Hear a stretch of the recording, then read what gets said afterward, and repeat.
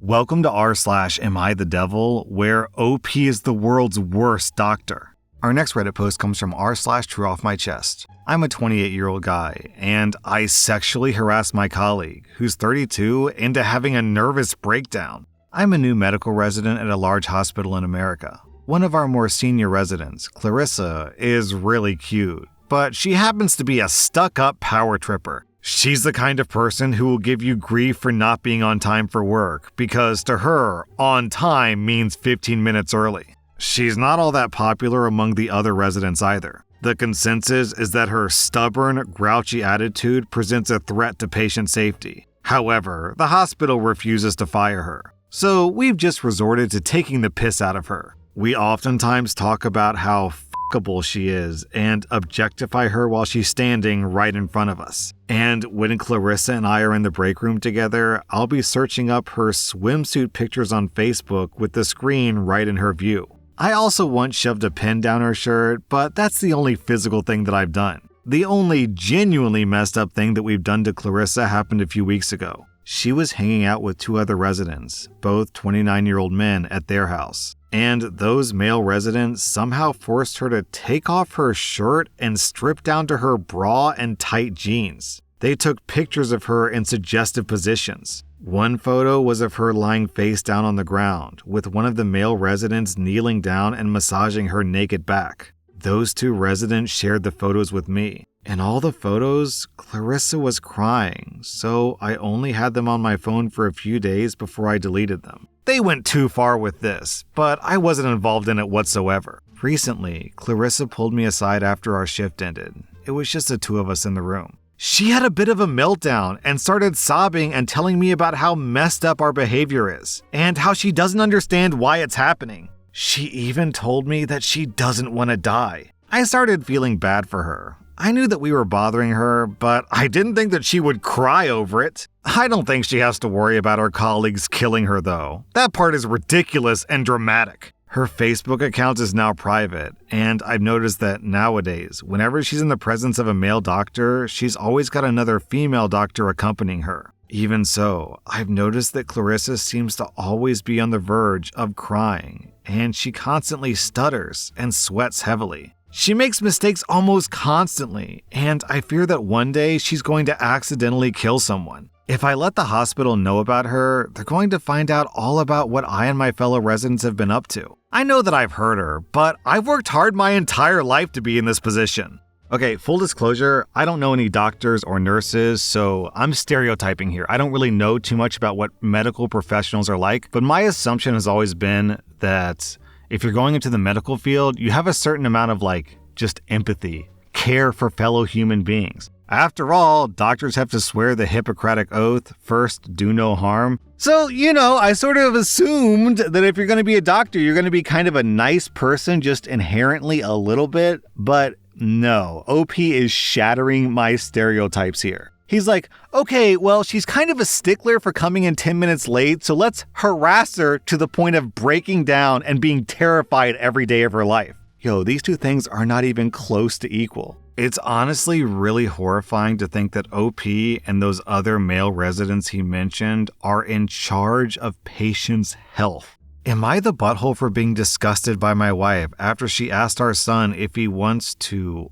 R-word her? 10 years ago, my wife and I adopted a boy who's now 16. He's our only child, and he used to be such a sweet kid up until last year. This was when he first started acting out. He has a seriously disturbing infatuation with his mother, and he started to act out on it with lots of staring and ogling. This year was the first time that he did anything beyond that. My wife has let me know that he pulls at her bra every now and then, and she now refuses to be in the same room as our son without me present as well. We've installed locks on our bedroom doors and our closet door so that when my wife is changing, she can lock herself in the closet. I keep an eye out on our son constantly, and it's been a while since he's acted out physically on my wife. A week ago, my wife and I sat down with our son, and we started talking about his troubling, problematic behavior around her. During this moment, my wife started crying, and she pulled up her shirt to wipe her tears away. We saw our son staring at my wife's body during this time. And it freaked my wife out enough that she started addressing him directly, asking him what the F all this is.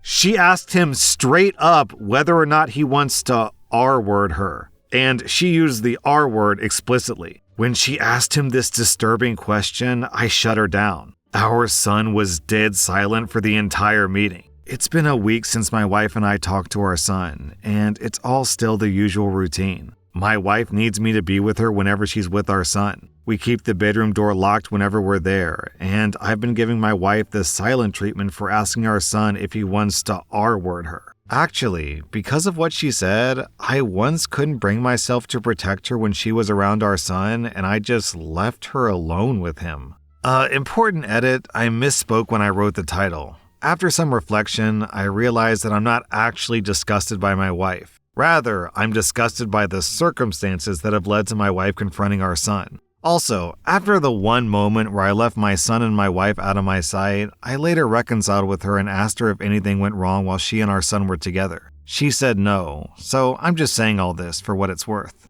OP, your son clearly needs therapy, and it sounds like you do too, because the fact that you left her alone with him kinda makes it seem to me like you're trying to punish your wife.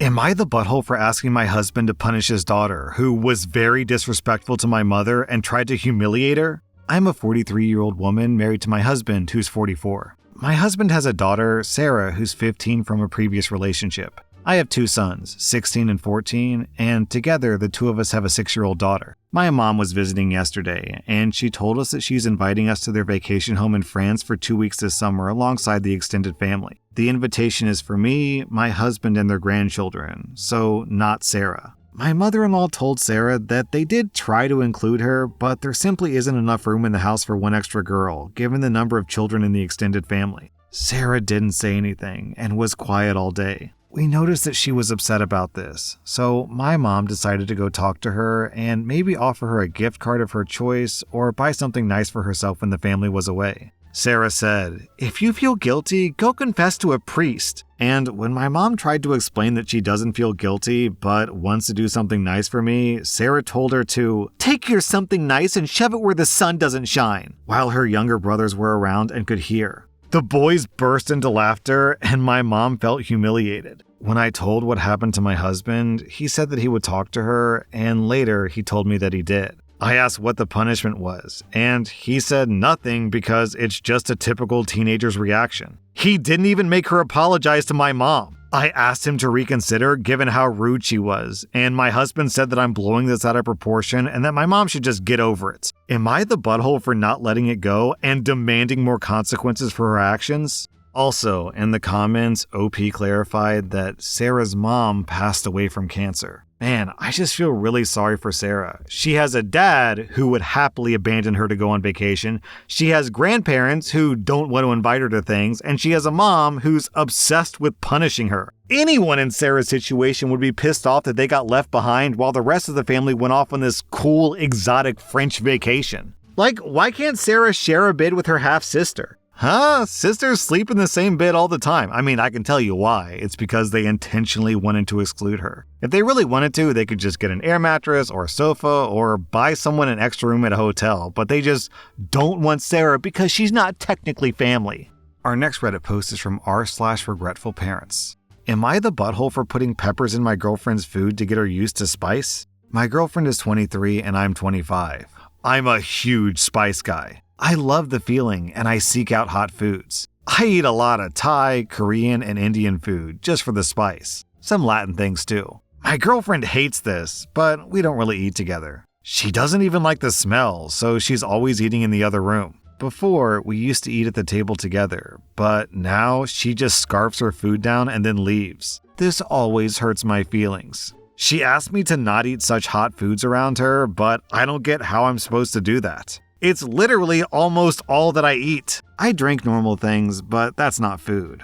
I don't really like normal foods. A few days ago, I thought that I would try to get her used to spicy foods. I've talked to her about it, and she didn't really want to try, but my girlfriend has always been the type to say no, but actually want to do something just because she's shy. She just needs a little push in 98% of situations. So I just took it upon myself. I started to sprinkle in tiny bits of pepper or hot sauce into her food and watched her eat it, just to start. She didn't really seem to even notice or mind, so I thought that I was in the clear. So I start putting even more spice into her food, and it's going great. She drank more during her meals, but that happens when you learn to eat spice. The other day, I convinced her to eat ramen with me. She doesn't eat my ramen because it's too hot, but I said that I'd make hers after mine. She said okay, and I did what I needed to do. I made hers and I put the spice in. She immediately didn't like it. She started coughing and spit it out. I barely put in any spice at all. She started yelling at me, and honestly, I got kind of pissed off. I was just trying to help. She was at the sink rinsing her mouth out, over-exaggerating. We ended up arguing, and she called her sister and is staying with her parents. I got a bunch of angry texts later from her sister and my mom, but I don't think that I was in the wrong. I didn't expect her to not be able to handle the smallest amount of spice that I put in. I just want her to eat meals with me and not complain when I cook in the kitchen. It hurts my feelings that she won't even try. In my opinion, she's over-exaggerating. It isn't even bad. I texted a friend of mine about it when I calmed down a bit, and he said that I'm all good. He agreed that I was just trying to help her out. You can't go your entire life not eating spicy foods. Most of the world has spicy foods. She just wants to argue for no reason. Man, I love that this guy is so convinced that he can't have normal, non-spicy meals with his girlfriend, but his girlfriend absolutely must have spicy meals with him. So he's mad at her because she's not compromising, but then he refuses to compromise. What a winner. Am I the butthole for sending an email to the rest of the family about my sister-in-law's behavior on vacation? My husband and I decided to bring our 2 kids to Disney World for 4 days, now that they're old enough to appreciate it. My husband and I are not in the best of shape, so we decided to invite his sister and her husband along with us, and we had 2 separate rooms. We assumed that we would spend our time in the parks together because, after all, it was a family vacation. The first day in the park, we all did a few attractions together. But then, when we went to bring the kids to meet some characters, my sister-in-law said that she and her husband had other things in the park they wanted to do, and they would meet back up with us. We didn't see them until dinner after we watched fireworks together and then went back to the hotel. The second day, when we went to Epcot, they stuck around with us until the afternoon, but then split up with us again to drink around the world. When we met up with them for dinner, they were clearly very tipsy in front of the kids. Very mature. When we got back to the hotel that night, I knocked on their door after the kids were asleep. I asked them if they were going to spend any time with the family on this vacation. And I told them that running around an amusement park with kids all day is exhausting, and we could use help. My sister-in-law claimed the time that they were spending with us was enough, but they wanted to do their own thing too. She made a rude comment that she didn't take days off work to be our babysitter. The next 2 days, we didn't speak to them at all. They did their own thing and we did ours with our kids. We didn't see them again until the flight home, which was awkward. I was so upset that they ruined the experience for our kids, who were looking forward to spending time with their aunt, that when I got home, I wrote an email to our immediate family about the experience. And at the end, I told them this was the reason we'd be going low contact with my sister-in-law. I included my sister-in-law on the email, sent it, and went to sleep. I woke up to a ton of angry texts from my husband's family calling me ridiculous. I just assumed that she would spend time with family on family vacation, but clearly she doesn't value family. I love how OP uses going low contact as a threat, like, okay, so that means I won't have to be used as free babysitting labor? Alright, bye. I could sort of see OP having a point if she paid for their vacation, but no, they were paying for their own vacations, so why should they be used as free labor? That was rSlash and if you like this content, check out my podcast where I publish the exact same episodes. Also, hit that subscribe button because I put out new Reddit videos every single day.